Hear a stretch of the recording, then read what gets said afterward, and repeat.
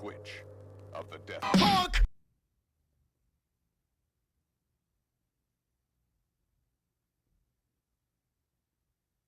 Well, Faces of Death.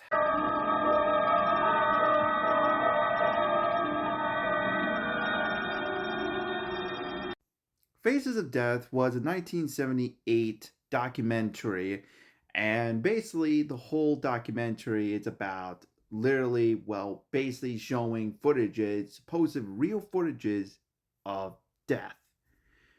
And yeah, it is very, very disturbing. Now, I basically first time heard about this movie literally from, I believe it was one of the In Search of Darkness movies. I think it was the second, I believe. And literally, I was like shocked. I was like, there's no way this movie existed. And of course, it does. And of course, of all things, it's on YouTube. So I basically, well, this is not the only time I watched it. I watched it basically like months ago, and I tried watching it, but I just couldn't sit through it because how very disturbing this movie actually is.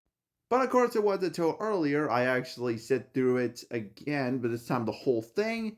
And I'll say is, wow, this movie was something. And that intro you see is all you're gonna get because I'm not showing you the whole movie because oh my god, so even TikTok will take this down. Now back then, people thought this was literally real. People literally thought they actually witnessed real people deaths. But then they found out that it was actually fake. The only real parts about Faces of Death were literally the animals. When you see the animals get killed, they literally did get killed. Like it's literally footages of literally animals getting slaughtered, getting, basically carved into it's very disgusting. It's very disturbing and disgusting. But when you see the humans, that's fake. That's actually fake. Like for example, the scene when you see a guy getting electrocuted in the electric chair, that was fake. That was actually fake. That was actually special effects. And yeah, so basically the human parts when you see the humans die, that's all fake. Yeah, this movie is definitely very disturbing and not just that, very unenjoyable. But it's meant to be unenjoyable because yeah, like it's basically meant to be unenjoyable. Even the parts where they are fake, it looks so real, like you just don't even notice. Like it looks so real. And of course, with that, it actually basically became a success and actually got in sequel, a cash grab movie of Faces of Death called Traces of Death. And unlike Faces of Death, they actually show footages of real humans being killed. And this movie got sequels as well. And not only that, a reboot is actually coming out next month and sucks at literally Zeus Theater, my theater. It's not showing this movie. I mean, don't get me wrong, I do want to see the Mummy movie, but still, I really want to see this. I mean, seriously, it looks freaking good. So, do I recommend Faces of Death to everyone? No.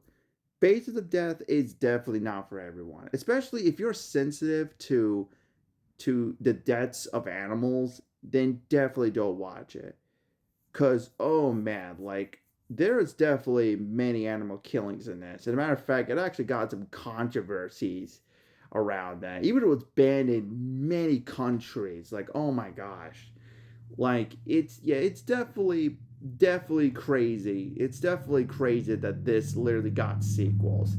Like, oh man. So yeah, definitely not recommend everyone, but if you guys basically are definitely can take all of this crap in this film, then yeah, then go check it out. I dare you.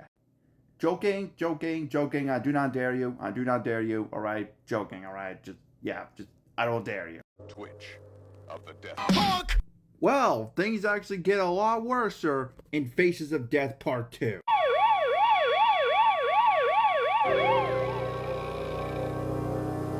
So after I actually did my first, reviewed the first Faces of Death, the original Faces of Death movie, I actually thought to myself, do you know what? How about I actually watch every single Faces of Death movie, like ever? Like all six of them.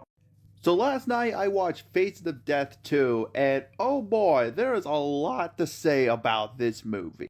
So one thing actually about the series is that you don't have to basically watch the first one to know what's going on. Because each movie is basically literally more kind of like the same except in different ways. Or at least so far in this. One thing I actually did not actually mention in the very first one is by far the cinematography. And even basically, especially the ones like shot like out of the wilderness, it's actually so gorgeous. Like especially the end credits with the mother and the baby and all that, and after that that song called Life. Such a beautiful shots, not gonna lie. And like that, there actually are some really beautiful shots in this movie as well. Like so many beautiful shots. Also, I also really love that in the beginning they actually talk about like so many like, ancient like kind of stuff in this. In the 14th century, people were hired to rouse the ghost. Their job was to attempt to bring the deceased back to life. This strange ritual eventually produced the practice of necrophilia. By making love to the dead, it was believed that sexual arousal would bring the spirit of life back into the body of one who recently died. This custom of the Middle Ages led to a greater understanding of the finality of death. As time passed, man realized that those who died would never physically return to life. Religion then introduced another concept of death. It conceived the belief that the soul or Holy Spirit travels beyond this earthly plane when the physical being ceases to exist. Now, like the original, there actually are, of course, basically, recreations, like something, basically scenes that are clearly, basically, acted out. But unlike the first one, you actually can't really fully tell because it actually looks so much basically realistic. I mean, yes, the first one has some moments that it feels real and all that with all that. But this one, you could not really tell actually. Like, there's actually a scene of a shootout that I'm not going to show because, like, oh my gosh, it's so realistic. Oh boy. And also, like the original, they actually show news footages, like, like some Daredevil, like people doing like Daredevil stuff, including one that for some reason the guy survived.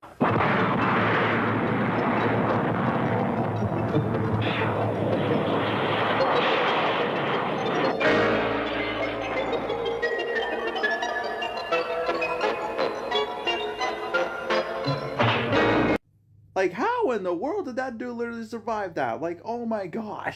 And they also showed a footage, like a live boxing footage that happened like a year after, like a year before, you know, before this movie was made, where basically it's like a boxing match, and this 24-year-old boxer, I forgot what his name is, basically died in the ring.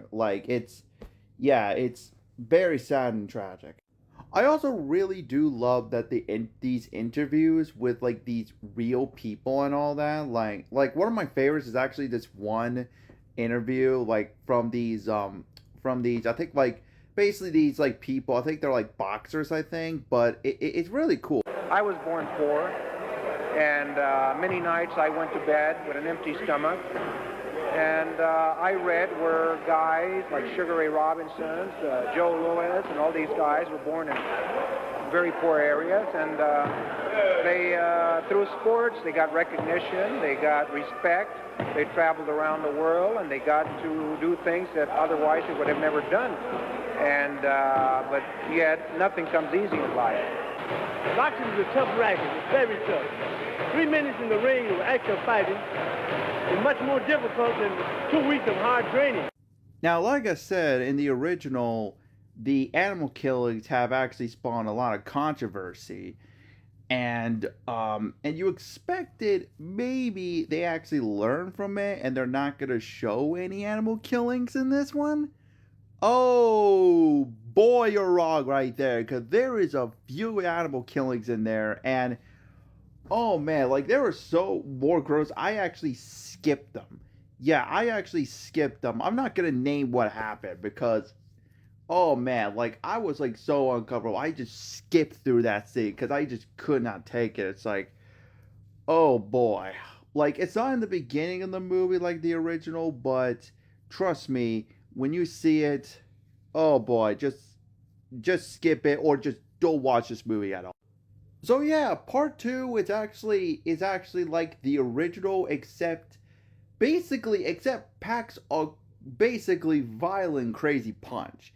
I mean, it is actually a really wild sequel, and definitely, if you guys, like I said, if you basically do not like animal killings, then don't watch it, because oh boy, it's very horrifying, especially the last animal killings they showed. That I'm not gonna say what it is, which I hope it's fake, because literally, because I don't I just, oh my gosh, just that.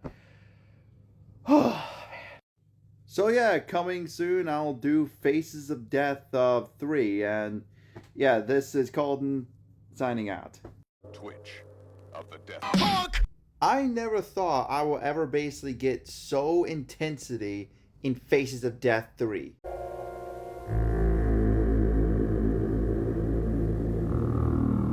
So Faces of Death was released like a few years later in 1985, and this one is, let's just say, more of the same, except a lot intensity.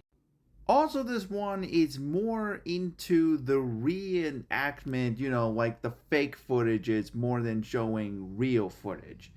Because man, even basically the reenactment, it's still definitely very well done. I mean, clearly you could tell it's fake, but it's definitely very well done.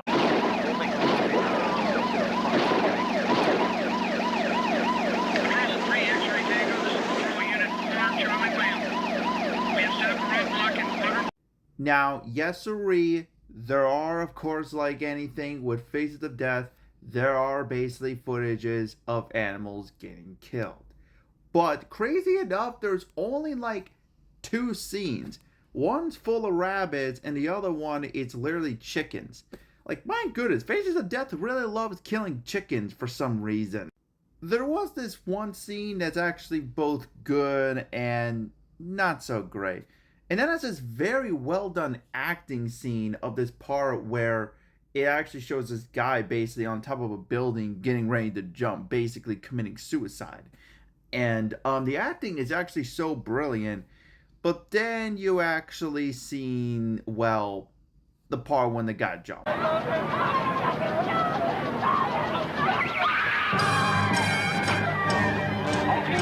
Yeah, you could definitely tell that it's a balloon dummy. I guess they actually didn't really have that much money to get like a heavier dummy, like literally like the type of weight of an actual human being, so they got this inflatable dummy or something, I don't know. Faces of Death 3 also kind of got me a little bit shaken up. It was this, and it actually happened when this one scene literally just got me kind of good. It's this scene where these cops announces that this animal controller gets a call that this guy got bitten and I think died from these group of rattlesnakes. Yeah, rattlesnakes. Yeah, it's not just one. There's like many inside the house, and it's just so intense. Basically, just seeing this animal controller picking like the snakes up and put in the places where he puts the snakes in, and it's just so intense. I was just like, get in there, put it in there.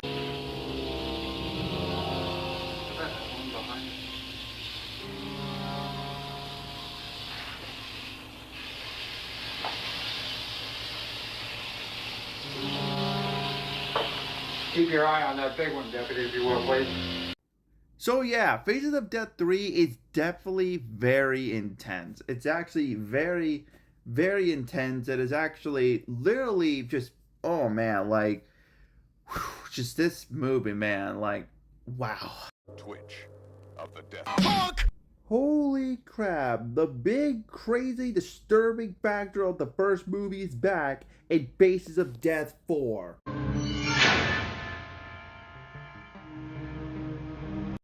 Faces of Death 4 was released 5 years later in 1990. And before I even talk about this, it's actually kind of crazy the fact that it actually took me until this movie to actually mention to literally one of the best things in the first 3 movies. I'm Dr. Francis Gross. I work as a pathologist.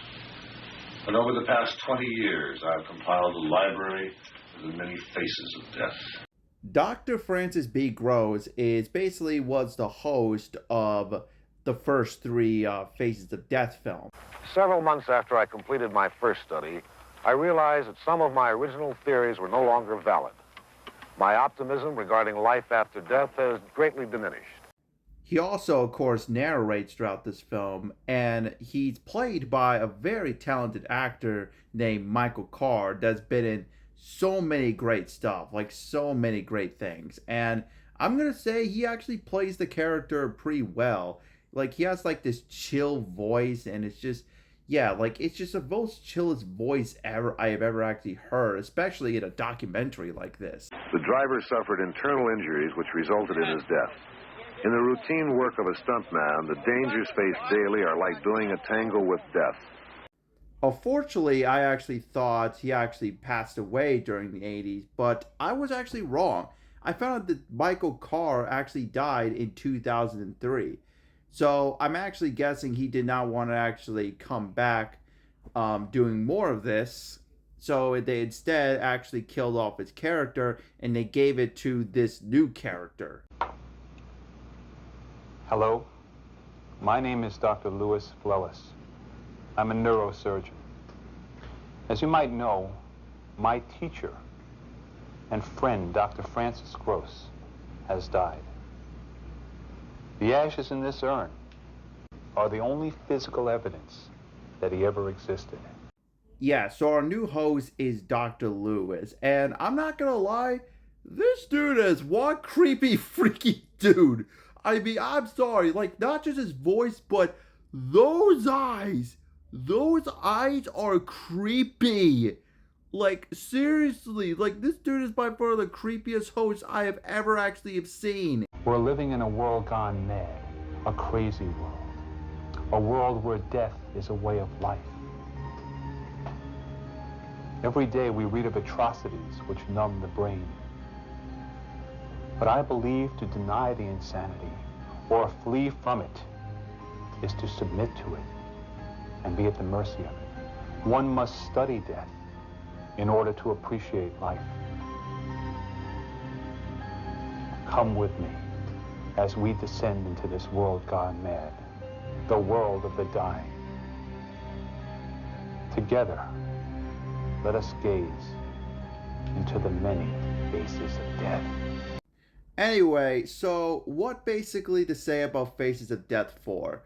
Well, besides the host doing a really good job, basically this movie is basically by far the most disturbing thing right beside the original movie. I mean, of course, all these movies are, of course, disturbing, but this one is definitely equal to the original because, wow, like, like, so many things to say about it because, wow, like the recreation scenes, like, the fake footages, of course, are there, and like the other ones, they actually do feel so real, not gonna lie, they actually do feel so real, especially this one scene where this guy basically had his, like, leg stuck, but he was repairing a car or something, and they had to rip parts of the leg off to get out. Oh my gosh, like, it was just nasty stuff.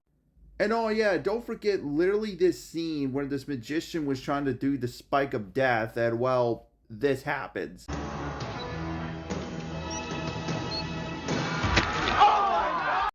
Yeah, that's gonna be the only death I'm gonna literally show you in this because, oh my gosh, like, the rest of it is just flat out brutal. Like, oh my gosh, I swear, I don't know how in the world they actually do so good with the effects, especially for this much budget basically they actually have. I mean, seriously, like, this is insane work. Now, begging you guys are going to ask the question, do they actually have animal deaths in this? Yep. Like anything, there are animal deaths in this. So far, every film is definitely not good. It's definitely not recommended for animal lovers. Well, for a while, it didn't look like they were going to show it. I mean, there was literally one, basically, footage that they showed of some guy making taxidermy animals. But then, by far, this is actually by far one of the most disturbing scenes I've ever seen. It's literally a scene of people cutting up a puppy. Yeah. It is by far one of the most disturbing scenes, I think, ever in this film. And I was like, did they literally do it? Like they did show basically footages of literally chickens getting, head cut off and, all the other stuff. Like, the slaughterhouse, like in the original. Like, I was like, did they literally did it? But gratefully good news, they did not kill the puppy on screen. Yes, the puppy was not harmed. Thank goodness. Thank goodness that puppy was definitely not harmed. But even though that was fake, that basically, let's just say, crossed the line for many people. Apparently, I've looked up at IMDb, this scene was cut in many versions, which I cannot blame because, oh my gosh, it was the most disturbing scene ever. I fast forward through the next scene, just like the second one. Oh my gosh, it is just man, it's just this, gosh, that was just wow. Out of all basically the sequels I have seen, I think the fourth one definitely equals the original. It basically brought back literally everything what made the original so freaking, disturbing. Oh my gosh, the fact that it's insane that they kept making this after the first movie. You think that after this they would have just basically go and do other things, but the fact that they literally kept making it, it's just crazy. I mean, yesterday, like I said, that many of this basically you're seeing are fake, but still the way they show it, it's so brutally realistic. Well, except for that one basically dummy that fell because it looked like an air dummy, but you get the point, all right? But still basically it's insane that these recreations, these little fake footages are just look so realistic that I could totally basically understand why people actually literally thought that what you're literally seeing is real, because it's just insane. Except we actually got 2 more movies to review, so definitely stay tuned for that. Oh boy.